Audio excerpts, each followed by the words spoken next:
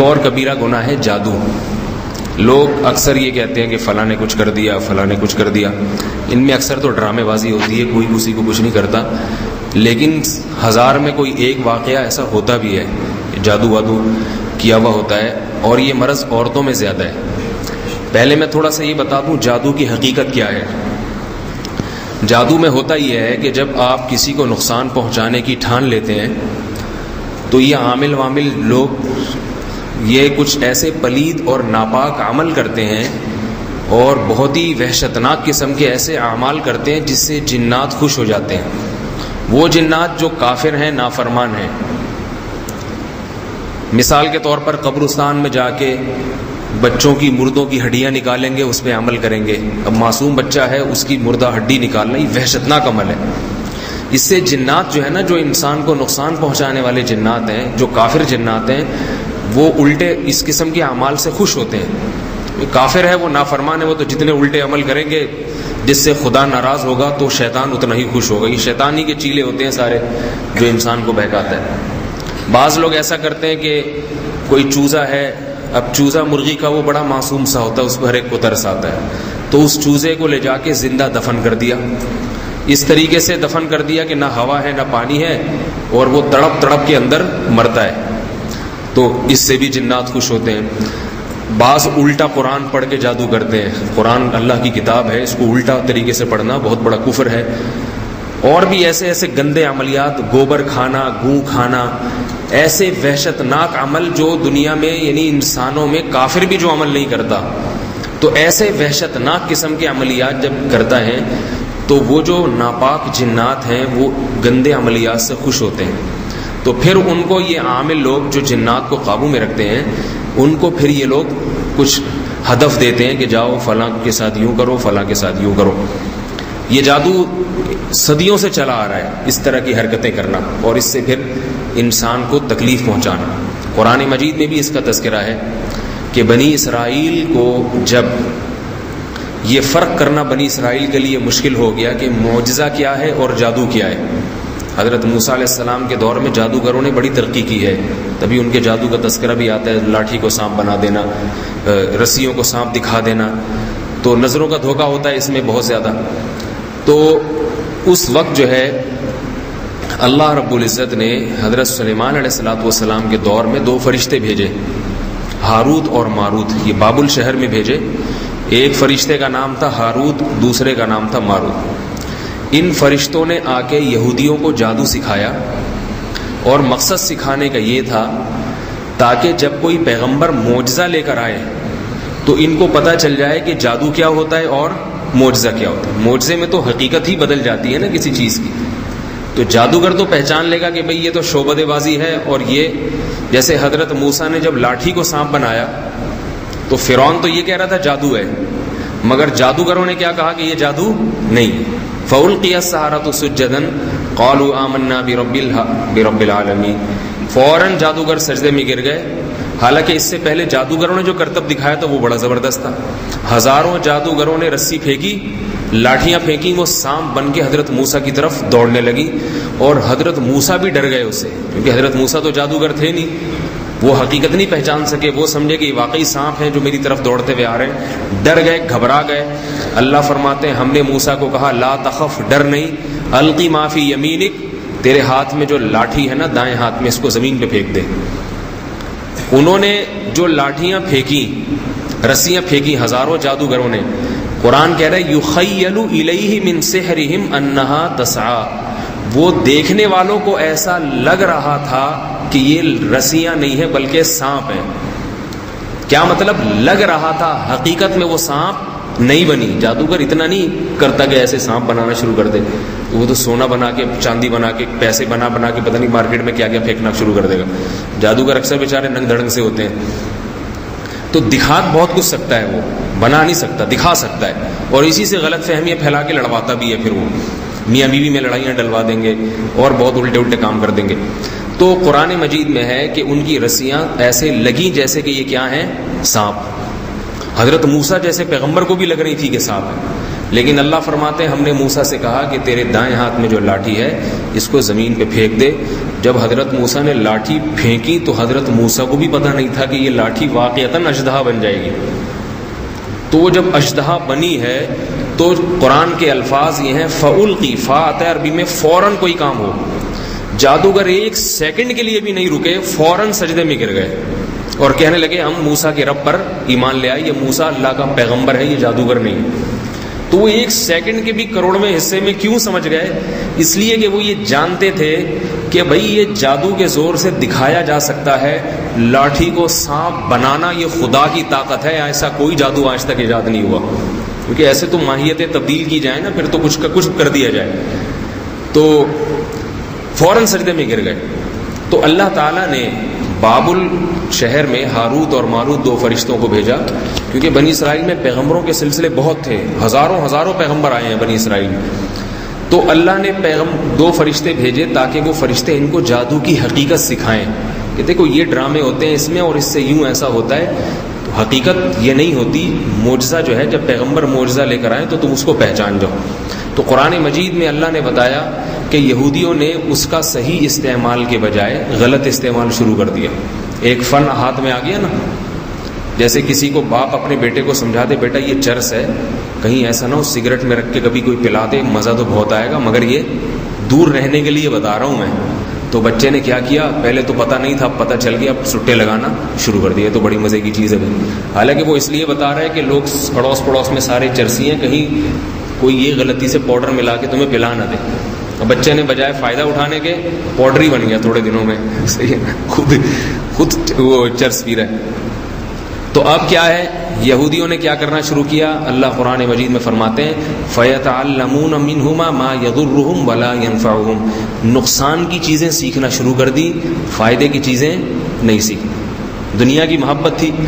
اور يُفَرِّقُونَ بِهِ بَيْنَ الْمَرْءِ وَزَوْجِهِ، اور پھر طلاقیں دلوانا شروع کر دی میاں بیوی میں، فساد مچانا شروع کر دیا. جادو کرتے تھے شوہر پر بیوی پر، غلط فہمیاں پھیلاتے تھے ان کے درمیان اور آپس میں طلاقیں دلوا کے خوش ہوتے تھے. تخریبی آدمی کو تخریبی کاموں میں زیادہ مزہ آتا ہے.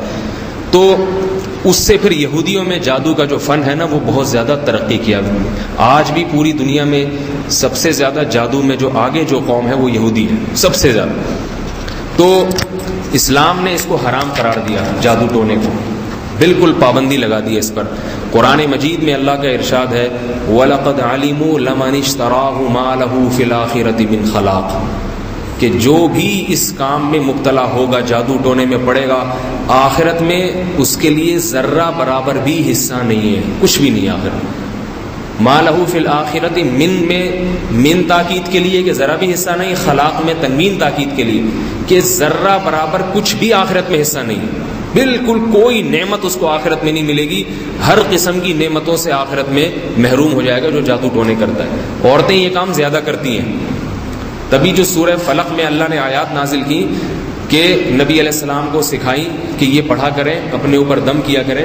وہ کیا ہے، وَمِن شَرِّ النَّفَّاثَاتِ فِي الْعُقَدِ، ان عورتوں سے پناہ مانگتا ہوں جو رسیوں میں گرہ لگاتی ہیں اور اس پہ دم کرتی ہیں. جادو میں یہ بھی ہوتا ہے، رسیوں میں گرہ لگا کے اس پہ دم کیے جاتے ہیں. تو ان عورتوں سے پناہ مانگتا ہوں. سوال پیدا ہوتا ہے کہ وہ تو مرد بھی کرے تو یہی حکم ہے، لیکن یہ کام عورتیں زیادہ کرتی ہیں، اس لیے عورتوں کا تذکرہ فرمایا. تو ایک وعید اس پر کیا ہے کہ قرآن مجید میں ہے کہ جو بھی جادو کرے گا، چاہے اچھی نیت سے ہو چاہے بری نیت سے، اسلام میں جادو حرام ہے، تو آخرت میں اس کا ذرہ برابر بھی حصہ نہیں ہے، کچھ بھی نہیں ملے گا آخرت میں. رسول اللہ صلی اللہ علیہ وسلم نے فرمایا، صحیح حدیث ہے، اجتنبوا السبع الموبقات، 7 ایسے گناہوں سے بچو جو انسان کو برباد کر دیتے ہیں، ہلاک کر دیتے ہیں. ان 7 گناہوں میں آپ نے نماز چھوڑنے کا، شرک کا ذکر کے ساتھ آپ نے جادو کا ذکر بھی کیا کہ جو شخص جادو کرے گا یا عورت جادو کرے گی تو یہ جادو دوسرے کو بعد میں ہلاک کرے گا، اس کا بیڑا پہلے غرق کر دے گا، اس کو پہلے ہلاک کر دے. حضرت عمر رضی اللہ تعالی عنہ کا قانون تھا کہ کہیں بھی جادوگر کا پتہ چل جاتا ہے، کوئی جادو کرنے والا مرد ہے یا عورت، یہ جو عامل جیسے آج کل قبرستانوں میں بیٹھے ہوتے ہیں، سنا ہے ٹی وی چینل والے ان کو نکال کے عاملوں کو دکھا رہے ہیں کہ وہاں بیٹھا ہوا ہے قبر کے اندر چلا کاٹ رہا ہے بیٹھ کے، اس طرح کے پتہ نہیں عجیب عجیب. تو حضرت ٹی وی چینل والے تو اس کو اخبار میں لا کے اور تھوڑا سا پروٹوکول دے دیتے ہیں، لیکن حضرت عمر کو کہیں پتہ چلتا تھا کہ جادوگر ہے یا عورت ہے اس کی گردن اڑا دیتے تھے. اسلام میں قانون بھی یہی ہے کہ جادوگر کی سزا کیا ہے؟ اس کی گردن اڑا دی جائے، قتل ہے اس کی سزا، کیونکہ بہت بڑا جرم ہے، کبیرہ گناہ ہے. تو ایک چیز البتہ اس میں یہ ضرور سمجھ لینی چاہیے، عام طور پر آج کل جو جادو کیا جاتا ہے، جب میاں بیوی میں طلاق ہوتی ہے نا، تو ساسیں بہوؤں پہ، سب ساسیں ایسی نہیں ہیں کہ یہ اپنی ساسوں پہ شک کرنا شروع کر دیں. جو ہمارے سامنے کیسز آ رہے ہیں، سسرال والے بہوؤں پہ کرا دیتے ہیں واپس لانے کے لیے، اس میں بیچاری کی طبیعت پھر خراب ہوتی ہے اور پتہ نہیں کیا کیا ہوتا رہتا ہے اس کو. اس میں اور اس طرح بعض لوگ کرا دیتے ہیں کسی کے اوپر عاملوں سے رابطہ کرنے کے لیے.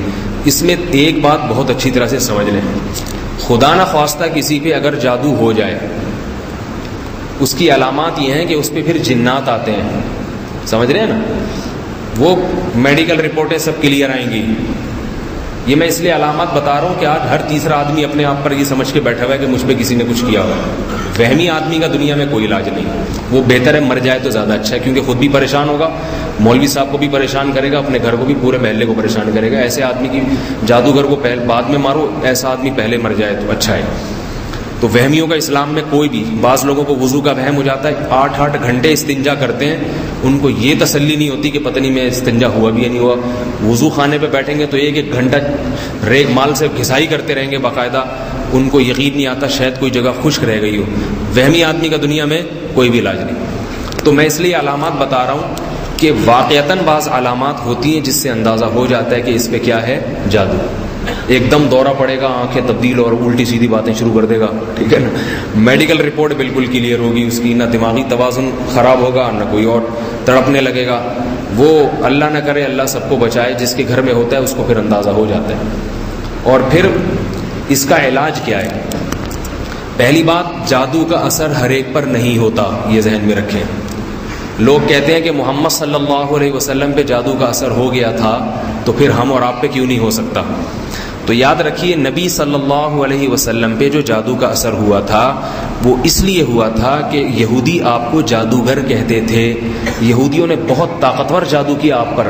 اگر آپ پہ اثر نہ ہوتا تو یہودی کہتے دیکھو یہ جادوگر ہے، اس نے توڑ کر لیا ہے. تو اس لیے اللہ نے آپ صلی اللہ علیہ وسلم پہ تھوڑا سا اثر ہونے دیا، بہت معمولی سا اثر ہوا تھا، اس لیے ہونے دیا تاکہ یہودی آپ کو بشر سمجھیں اور جادوگر نہ سمجھیں. تبھی اس کے بعد یہودیوں کو یقین ہو گیا کہ یہ جادوگر نہیں ہے. لیکن ایسے ہر ایک پر جادو ہو نہیں جاتا. سوال پیدا ہوتا ہے کہ ابو بکر رضی اللہ عنہ پہ کیوں اثر نہیں ہوا جادو کا، حضرت عمر پہ کیوں نہیں ہوا، حضرت عثمان پہ کیوں نہیں ہوا، حضرت علی پہ کیوں نہیں ہوا؟ تو جادو اگر ایسے بچوں کا کھیل ہوتا نا، جدھر بیٹھ کے ہڈی وڈی اٹھا دی، دفنا دی، فلاں کا نام لکھ کے تعویذ لکھ کے دفن کر دیا، تو میں سب سے پہلے زرداری پہ کرواتا یہ کام. سمجھ میں آ رہی ہے نا بات؟ سب سے پہلے میں جادو حرام ہے، میں کرواتا نہیں، لیکن عاملوں کو مشورہ دیتا تم نے گناہ کرنا ہی ہے تو بھائی گناہ میں کوئی ثواب کا کام بھی کر لو. صحیح ہے نا؟ تو اتنے آرام سے نہیں ہوتا کہ جس پہ چاہو جب چاہو ہو جائے. یہ بہت مشکل کام ہے جادو کا اثر کسی پہ ڈال دینا، بچوں کا کھیل نہیں ہے. تو لوگ ڈر جاتے ہیں ذرا سی بات پہ، کہیں تعویذ نکل آیا تو پتہ نہیں کسی نے کچھ کر تو نہیں دیا. تو اتنے آرام سے کوئی کسی پہ کچھ بھی نہیں کر سکتا. جنات بھی ایسے ہیں جیسے ٹارگٹ کلر. تو ٹارگٹ کلر جو ہے نا، ایسے نہیں کہ جس کو بھی 50 روپے پکڑاؤ جس کو چاہو جا کے مروا دو. وہ ٹارگٹ کلر بولے گا کیوں بھائی، کیوں بول رہے ہیں مجھے، کیوں ماروں، وہ بھی 100 دفعہ سوچے گا. تو جیسے انسانوں میں ٹارگٹ کلر ہوتے ہیں، ان سے تعلقات بھی ہوں، اور پھر جس کو مارا جا رہا ہے وہ کس کیٹیگری کا آدمی ہے، اس کے اپنے بھی تعلقات تو نہیں ہے کہیں. تو ایسی جنات بھی ہر ایک پر ہاتھ نہیں ڈالتے، 100 دفعہ سوچتے ہیں.